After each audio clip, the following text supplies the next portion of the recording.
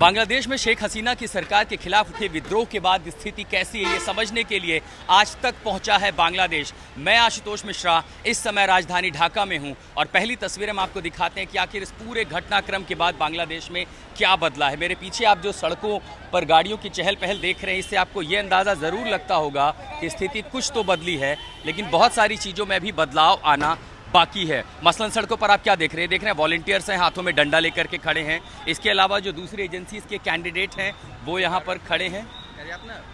And उसके अलावा आप जो देख पाए, देखिए यहाँ पर कई सारे बीएनसी कैंडिडेट्स हैं जो वॉलंटियर्स हैं अलग अलग फोर्सेस के, वो यहाँ पर ट्रैफिक मैनेज कर रहे हैं। और इसके अलावा साथ में आपको दूसरी तरफ दिखाएंगे, यहाँ सड़कों पर अर्धसैनिक बल और मिलिट्री भी तैनात की गई है बांग्लादेश की, जो आपको सड़कों पर दिखाई देगा। हम जहाँ पर हैं ये एयरपोर्ट का इलाका है और एयरपोर्ट के पास आप क्या देख पा रहे हैं, बख्तरबंद गाड़ियों का जमावड़ा। और इस इलाके में जब हिंसा शुरू हुई, लोग सड़कों पर उतरे, तब सबसे ज़्यादा लोगों का जो हुजूम था वो इस एयरपोर्ट की ओर बढ़ रहा था। और एयरपोर्ट आप क्या देखेंगे, यहाँ पर सड़कों पर आपके लोग दिखेंगे हाथों में डंडा लिए हुए, और ये सब लोग इस समय यहाँ पर ये कोशिश कर रहे हैं कि ट्रैफिक सुचारू रहे। आपको ट्रैफिक पुलिस दिखेगी, ढाका पुलिस दिखेगी, वॉलंटियर्स दिखेंगे, और हर कोई मैनेज कर रहा है कि किसी को असुविधा ना हो, हालात बदल जाएं। लेकिन क्या हालात वाकई ज़मीन पर बदले हैं? এখন আমরা এই সব দায়িত্ব পালন করতেছি আর পুলিশরা তো দেখলেনি কিভাবে মানুষগুলোরে মারলো। অনেক খারাপ হইছে, আমাদের অনেক খারাপ করছে ওনারা। और आप सड़कों पर जो देख पा रहे हैं, बड़ी संख्या में आर्म फोर्सेस का जो पहरा है और उनकी जो मूवमेंट आपको दिखाई पड़ रही है। और अब आपको वो दिखाने ले चलता हूँ कि आखिर कैसे जब यहाँ पर जो लोग प्रदर्शनकारी थे, युवा थे, महिलाएं, बच्चे, जब हर कोई आगे बढ़ा तो क्या हुआ। अभी आप जहां पर हैं, मैं जो तस्वीरें आपको दिखा रहा हूं, ये अंतर्राष्ट्रीय एयरपोर्ट के ठीक बाहर का इलाका है। और यहां पर आप क्या देख रहे हैं, चारों तरफ कटीले तारों का ये बेड़ा लगा दिया गया था। इन तारों के जरिए रोकने की कोशिश की गई थी लोगों को कि लोग हवाई अड्डे तक ना पहुँचे, लेकिन स्थिति दरअसल ऐसी हुई नहीं, लोग हवाई अड्डे पर भी पहुँच गए। और ये आप देख पा रहे हैं कि इन इलाकों में यहाँ पर ये पूरी बार वायर लगाई गई, फेंसिंग लगाई गई थी। और जैसे जैसे मैं आगे जाता हूँ, यहाँ पर सिर्फ और सिर्फ चारों तरफ सेना तैनात है।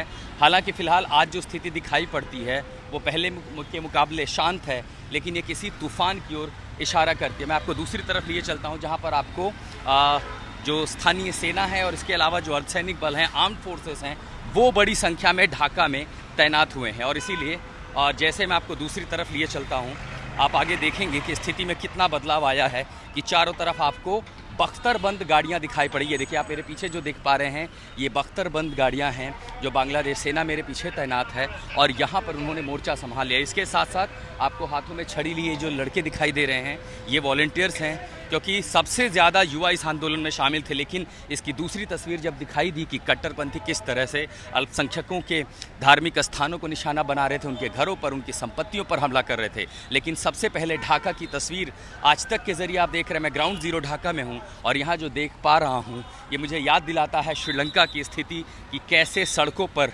एक तरह की जो सिविल वॉर की स्थिति होती है, एक गृह युद्ध छिड़ गया था। लेकिन उसके बाद क्या कुछ बदला है, आप इससे आगे बढ़ते हैं। यहाँ देखिए, यहाँ पर आपको कैनोपी लगा करके यहाँ पर भी सैनिकों का बंकर तैनात किया गया है, और ये इसलिए कि ताकि कानूनी व्यवस्था फिर से ख़राब ना हो। और फिर भी बड़ी संख्या में आप लोगों को देख पा रहे हैं जो एयरपोर्ट की ओर या तो रवाना हो रहे हैं या वहाँ से आ रहे हैं। सबसे बड़ी चुनौती थी कि सड़कों पर हालात ख़राब ना हों। मैं ढाका के सबसे व्यस्ततम बाज़ारों में से एक में से पहुंचा हूं, और आम दिनों के मुकाबले यहां भी लोगों की चहल पहल काफ़ी कम हो गई है। और यहां भी सड़कों से एक स्थिति जो दिखाई पड़ती है वो ये है कि पुलिस नहीं है। यानी बांग्लादेश की सड़कों में, खासकर ढाका की सड़कों से पुलिस गायब हो गई है, और कानून व्यवस्था की जिम्मेदारी अलग अलग संगठनों ने और उसके साथ साथ सेना ने संभाल रखी। मतलब आप सोचिए कि बाज़ार भी, जो बाज़ार हैं, लोग खाने पीने के लिए आते हैं, यहाँ पर भी आपको सेना ही दिखाई पड़ेगी। मेरे पीछे आप जिनको देख पा रहे हैं, बांग्लादेश की सेना यहाँ पर भी तैनात है। अब इसके आगे जैसे हम आपको लेके चलते हैं तो सड़कों पर चहल पहल बहुत कम है, लेकिन अगर कुछ बदलाव आपको दिखाई पड़ता है तो वो ये है कि पुलिस की जगह सारी व्यवस्था सेना ने संभाल रखी है। दरअसल लोगों का भरोसा पुलिस से बिल्कुल उठ चुका है, और इसीलिए जो संगठन के लोग हैं, चाहे वो कैडेट कोर हों या फिर अब आर्म फोर्सेस हों, वॉलंटियर्स हों, स्काउट्स हों, बांग्लादेश स्काउट्स के लोग हों, उन्होंने मोर्चा तो संभाला है कि हालात को बेहतर करें।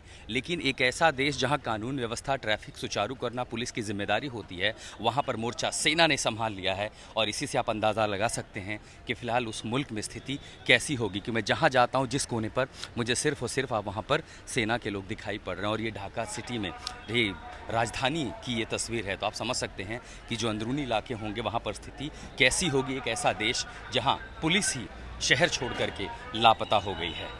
तो बांग्लादेश की सड़कों पर आखिर हो क्या रहा है? बांग्लादेश की सड़कों पर सेना तैनात कर दी गई है और यह तस्वीरें दिखाने के लिए मैं आशुतोष मिश्रा इस समय हूं राजधानी ढाका में। और ठीक मेरे पीछे आप जो तस्वीरें देख पा रहे हैं ये ढाका एयरपोर्ट की हैं। और इसीलिए आप देखेंगे एक तरफ जहां आपको कटीले तारों का रेला दिखाई देगा तो पीछे आपको बख्तरबंद गाड़ियां दिखाई पड़ेंगी। दूसरी तरफ सड़कों पर स्थिति सामान्य करने की कोशिश की जा रही है, जो आप देख पा रहे हैं कि सामान्य लगती नहीं, क्योंकि सड़कों पर अलग अलग संस्थाओं से जुड़े हुए लोग हाथों में लाठी डंडा लेकर के ट्रैफिक मैनेज कर रहे हैं। तो दूसरी तरफ बड़ी संख्या में अर्धसैनिक बलों को और सेना के लोगों, ये देखिए यहाँ पर लोग हैं जो ट्रैफिक व्यवस्था कर रहे हैं। ये वो लड़के हैं जो इस पूरे हंगामे में शेख हसीना सरकार के खिलाफ सड़कों पर उतरे थे और इसमें अलग अलग कैडेट कोर के जो वॉलंटियर्स हैं। लेकिन अब आप जो तस्वीरें देख रहे हैं ये आपको बांग्लादेश की वास्तविक स्थिति के बारे में बताएंगे। एयरपोर्ट के ठीक बाहर कटीले तारों का ये बाउंड्री बनाई गई और साथ में आप देख पा रहे हैं कि LMG लेकर के अत्याधुनिक मशीन गन के साथ यहाँ पर सैनिक तैनात है। दूसरी तरफ आर्म्ड फोर्सेस के जो लोग हैं इनको आप देख पा रहे हैं, अर्धसैनिक बल हैं जो यहाँ के बांग्लादेश के, आप देख पा रहे हैं एयरपोर्ट पर इनकी तैनाती। लेकिन उससे भी इतर आप जब आके देखिए तो आपको क्या दिखाई देता है, यहाँ आपको दिखाई दे रहे हैं बख्तरबंद गाड़ियाँ। और एयरपोर्ट के बाहर ऐसी कई सारे, पूरे ढाका सिटी में आपको बड़ी संख्या में इस तरह की बख्तरबंद गाड़ियाँ दिखाई देंगी। और ये आप जिनको देख पा रहे हैं हाथों में हथियार लेकर के, ये आर्टिलरी जो है सेना, बांग्लादेश की सेना जो है इस समय सड़कों पर तैनात है। और साथ ही दूसरी तरफ एक शांति तो ज़रूर दिखाई पड़ती है सड़कों पर, लेकिन ये किसी आने वाली अशांति की सुगबुगाहट से कम नहीं है। आप देख पा रहे हैं आम दिनों के मुकाबले सड़कों पर चहल पहल उतनी नहीं है जितनी ढाका में होती थी। अब आप जिनको यूनिफॉर्म में देख रहे हैं दरअसल ये अलग अलग कैडेट कोर BNCC कैडेट के बच्चे हैं और ये भी स्थानीय युवाओं के साथ मिल कर के ट्रैफिक मैनेज कर रहे हैं कि जमावड़ा ना हो लोगों का। और दूसरी तरफ आप यहाँ पर देख पा रहे हैं ये बांग्लादेश की सेना है, सड़कों पर इस तरह तैनाती है इनकी, खासकर हालात यहाँ पर अस्थिर होने के बाद। और ये बख्तरबंद गाड़ियों का पूरा रेला ढाका में ठीक एयरपोर्ट के बाहर आपको दिखाई पड़ता है। और इसी से आप अंदाज़ा लगा सकते हैं कि बांग्लादेश में हालात, ज़मीनी हालात आखिर कैसे हैं। और ख़ासकर शेख हसीना के जाने के बाद जब से नई सरकार बनी है, मोहम्मद यूनुस के नेतृत्व में नई सरकार जिसमें तमाम दूसरे विपक्षी दल शामिल हैं, उसके बाद ये सवाल ज़रूर उठता है कि बांग्लादेश में स्थिरता कैसे आएगी। और स्थिरता अगर ऐसे आती है कि सड़कों पर सेना तैनात करनी पड़े और यहाँ पर हाथों में डंडे लेकर के लोग ट्रैफिक मैनेज कर रहे हैं, तो आप समझ सकते हैं कि आखिर बांग्लादेश का भविष्य आगे क्या होगा।